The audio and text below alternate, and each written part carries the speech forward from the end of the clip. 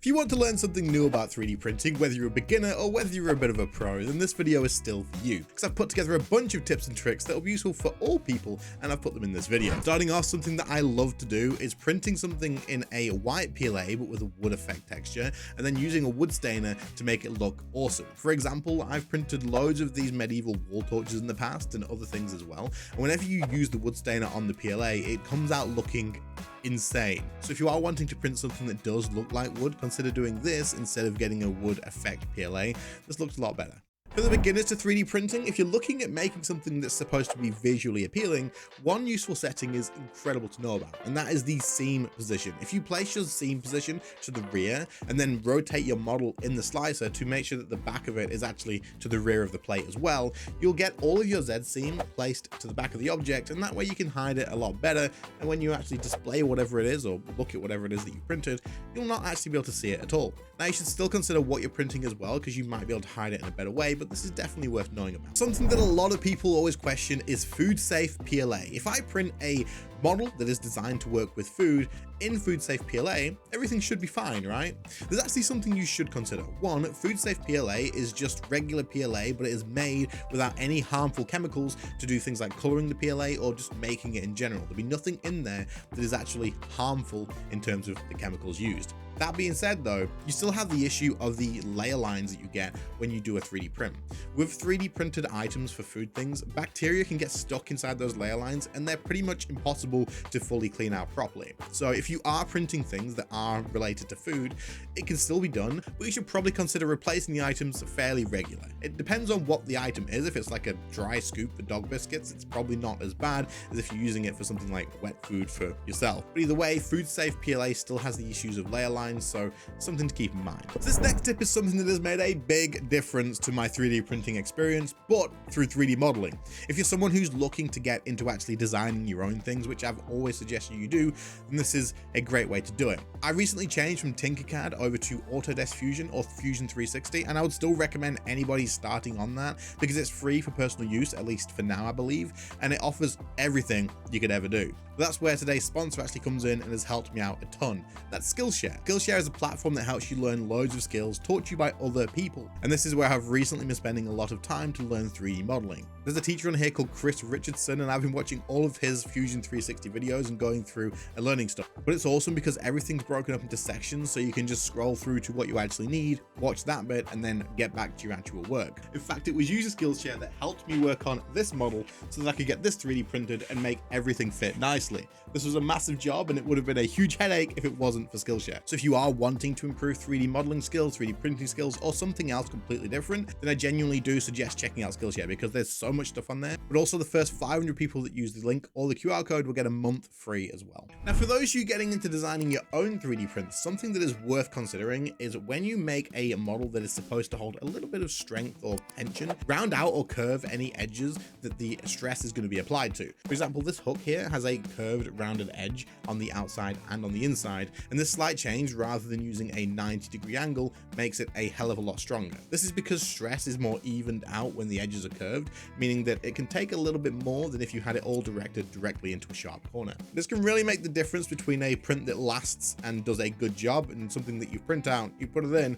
you place something into it straight away and it just snaps off. So if you are making something that is designed to hold a little bit of weight, then consider where the stress is going to be applied and then round out those edges so that it's all evenly distributed. Does a better job. Now, where you can save some filament and some print time quite often is if you're downloading your files from, say, inside your slices and just getting all the settings that are already there, or getting them from MakerWorld. Sometimes the settings are pre-set up, ready to go. And while these are usually okay, it's always worth assuming that they're not. They are normally, but sometimes you can save some massive headaches. For example, if you download a file and you're planning on mounting something on the wall, you can reduce the infill. It's usually set to 15% from what I see, but reducing the infill down can reduce the weight of it, so when you mount it, it does a lot better, but that means there's less filament being used and likely a less print time. But it's not just things like infill. If you look at some of the models, you might be able to think that, hey, if I rotate this way, it'll actually print a lot quicker because we can reduce some of the supports.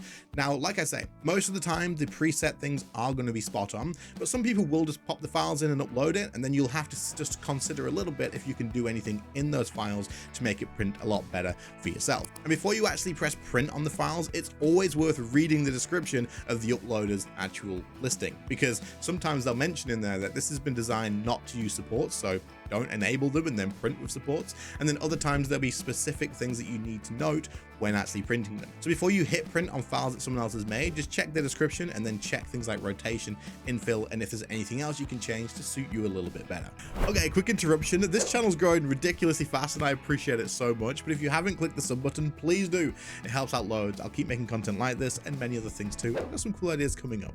If you buy one tool to help you with 3D printing, make it a multi-tool like this. Now, I normally use a Leatherman, but I wanted to use this old one that I had before as an example because this was a ridiculously cheap multi-tool that I picked up from a local supermarket. However, before I got the Leatherman, this was the one that I went to every single time to pull out no matter what I was doing with 3D printing. It has wire strippers, it has like pliers that you can get supports off with, it has a knife that you can take the edges of like brim and all that sort of stuff off with, and many other things as well. A multi-tool is something that you will find yourself grabbing all the time when doing 3D prints. So if you don't have one, consider picking up even a cheap one like this. I even still use this one now and again because the wire strippers on this are ridiculously good and it just saves you a hell of a lot of time. So if you are 3D printing and you don't have a multi-tool, get a cheap one like this, see if you use it often, which you will do, and then you can always invest in the better one if you feel like you need to. Now, if you've only used one 3D printer and you've got used to using their actual slicer, for example, most of you guys use Bambu Lab and you'll probably be used to using their Bambu slicer.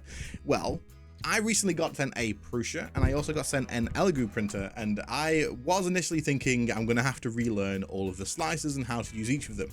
It's not really true. Most of these slices are very, very similar. In fact, Elegoo and Bambu Lab slices are like one-to-one, and I do believe the Bambu Lab slicer is a sort of branch off of the Prusa slicer as well. So most of these slices are very much easy to follow, and if you are considering getting a different printer and you don't just use a one slicer for all, for example, I believe people use Orca slicer quite a lot, then you don't need to worry too much about relearning all the different bits and ins and outs of each slicer, because they're going to be very recognizable and they're going to be pretty much easy to follow. It's something I didn't know existed until recently, and someone commented it on the video. This is a diamond backed nozzle and it's useful for abrasive filaments like this. This is carbon fiber PETG, but also things like glass fibers and anything else that's considered abrasive. You're going to need a hardened steel nozzle to actually print it with. Or you can go a little bit of an upgrade and get a slightly more expensive option, but this will last forever. Like, it's gonna, like, some of these come with lifetime guarantees and you're never gonna have to worry about changing it out, and it's pretty crazy. Now, even if you have a hardened steel nozzle, abrasive materials can still get through them and break them, and eventually you will have to change it out. But if you pop one of these in there, you're not gonna have to worry about it. You spend a little bit extra initially. You don't have to keep getting new hardened steel nozzles, and you don't have to worry about putting a large print on, getting 90% of the way through, and then your nozzle breaking and ending up with a lot of issues. So if you are someone who prints a lot with like carbon fiber or other abrasive materials, consider getting one of these. I'll link them in the description. There's no like affiliate or sponsorship or anything like that. I'll just link the direct website that I got these from, but they cover pretty much all the popular printer brands, and so it's probably a good place to go. Now, if you are a beginner, you may look at your slicer and think, what the hell does all of this stuff mean? There is so many different settings and options, especially if you turn on the advanced mode. And if you haven't turned on the advanced mode yet, I do apologize, but trust me, it'll be fine. When you do start off, you'll start messing with things like your infill, your walls, maybe you'll turn on brim, maybe you'll turn on supports, that sort of stuff, and it'll all sort of make sense on the basic level for that stuff. However, there'll still be a lot of settings and options that you look at and think, how do I even apply this? Well, there's actually a really useful thing built into every single slicer, I'm pretty confident, and that is if you hover your mouse over what the options are, it'll tell you, it'll give you a little tooltip to explain what this does and how it actually affects your print. And that's not the tip on its own. Most people are going to know that and find that out, but the tip is every now and again, just go over and read through one of them and just take in what it means. Just learn like one at a time. Whenever you put a print on, just read what another one does and take that in, and eventually you will come to a point where you can actually use it to your advantage. Now, if you're having some issues early on with your first layer, whether it's regular PLA or maybe because you're using things like carbon fiber PETG like this and other materials along those lines, they can be a little bit more tricky to get the first layer right. What you can actually do is a couple of things. First of all, grab your print bed, take it to the kitchen and wash this with warm soapy water. You see all these little fingerprints on here? These will cause issues, especially if your layer is like really big. Most times a good scrub with warm soapy water and then drying it off and make sure you don't touch it when you put it back will solve that issue. Another thing you can do, if your print is rather large surface area, like it's taking up a big part of the print bed, or there's loads of different individual pieces that need to stay stuck, and if one of them comes loose, the entire thing's kind of ruined, then a good thing you can do is slow down the initial print layer. This will take a little bit longer to put the initial layer down, but once it's done that, the printer will speed up again and everything will go back to normal. But it just means that it can take its time laying that first layer down to make sure everything goes nicely, and then once that's done, it can move on and keep building from that. So if you are having issues with your first layer, consider cleaning the print bed first, and then if you're still having issues and it is a print that does take up a lot of surface area and all that sort of stuff, then do consider slowing down the initial layer too. And then for the final tip, if you haven't seen all of the other useful tips and tricks videos, then the playlist is right here, so do check it out.